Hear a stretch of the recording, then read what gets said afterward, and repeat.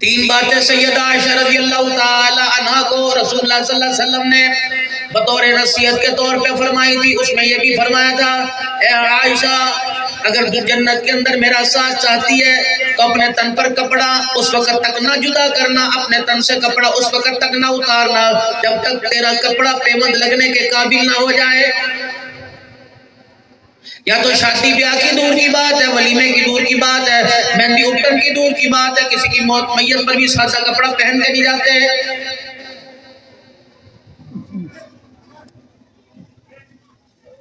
رومال بھی پھولوں والا لے کے جاوے گی, ایسا رومال میرے عزیزو جو میڈ ان پاکستان نہ ہوگا. بیٹی پوچھ لے امی شادی میں تھوڑی جا رہی ہے کہ نہیں نہیں تیری چاچی بھی آئی ہے, تیری تائی بھی آئی ہے, تیری پھوپھی ماسیاں ہیں, میں رومال یوں کر کے آنکھوں پہ بولوں گی, دنیا دیکھ کے کہے گی یہ میڈ ان پاکستان نہیں ہے, میڈ ان انگلینڈ کا رومال ہے.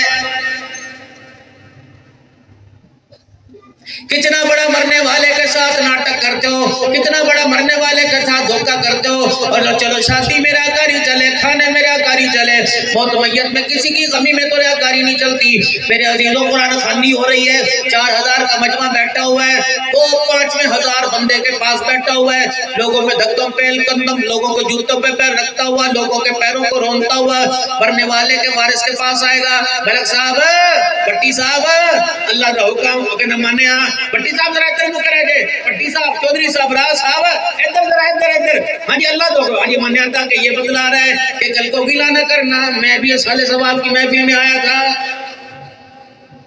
انہوں نے کہا من لیا بس ٹھیک ہے, تو نے دے دیا, اس نے لے لیا, اللہ سے پھر کیا لینا. ہر قوم کے اندر. لیکن شیخ عبداللہ صاحب مجھے سمجھ نہیں آتی, ڈاولی صاحب سمجھ نہیں آتی, ہر کام کے اندر ریاکاری ہوتی ہے. جب مسجد کے چندے کی باری انہیں بھی نہیں چپ کر کے دینا چاہیے, چپ کر کے دینا چاہیے, اتنے بھی تو دکھا ریاکاری کیا نہیں کھڑا ہوتا. اے مولویوں نے کون سا کام پکڑ لیا, غلطی کچھ ہماری تھی کچھ تمہاری. تم نے جب تک مانگا نہیں, ہم نے جب تک مانگا نہیں, تم نے دیا کوئی نہیں. بتاؤ بغیر مانگے کون دیتا ہے؟ اگر مانگے نہ تو کہتے ہیں ان کے پاس باہر سے پیسہ آتا ہے, انہوں نے لوڑ کوئی نہیں بھائی, کدے منگیا کدے انہوں نے منگیا, انہوں نے بچھیرے کرائے نے, فلانا بندہ انہوں نے دوا کے فلانا بندہ, بے شک وہ چائے پی کے چلا جاتا ہو. اور دوسری ہمارے سے بہت بڑی غلطی ہوئی,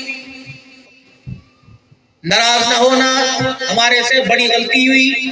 ہم نے رات, سب کی بات نہیں, یہ بہت بڑے اللہ والے بیٹھے, ہم نے رات کے اندھیرے میں اللہ سے مانگنا چھوڑ دیا, اللہ نے دن کے اجالے میں لوگوں کے دروازے کے آگے لا کے کھڑا کر دیا.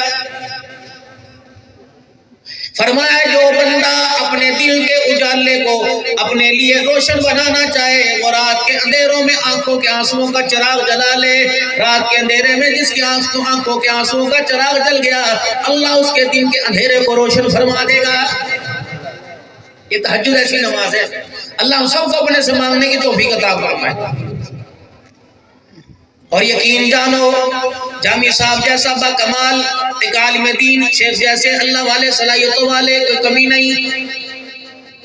حالات نے, معاشرے نے, ضروریات نے, اخراجات نے ہمیں اتنا مجبور کر دیا کہ ہم نے دین کے کاموں میں کس کا دل چاہتا ہے کہ اپنی نیکیوں میں, اپنی جنت میں کسی کو شامل کرے. یہ تو حالات نے, مہنگائی نے ہمیں اتنا مجبور کر دیا میرے محترم دوستوں بزرگوں کہ ہمیں آپ کو اس خیر والے کام میں شامل کرنا پڑا. اور کیوں شامل نہ کرتے؟ اللہ کا قرآن کہتا وَتَعَاوَنُوا عَلَى الْبِرِّ وَالتَّقْوَىٰ وَلَا تَعَاوَنُوا عَلَى الْإِثْمِ وَالْعُدْوَانِ. نیکی اور بھلائی کے کاموں میں ایک دوسرے کی مدد کیا کرو, اور برائی فحشی کے کاموں میں ایک دوسرے کی مدد نہ کیا کرو. خود بھی بچو اور دوسروں کو بھی بچو.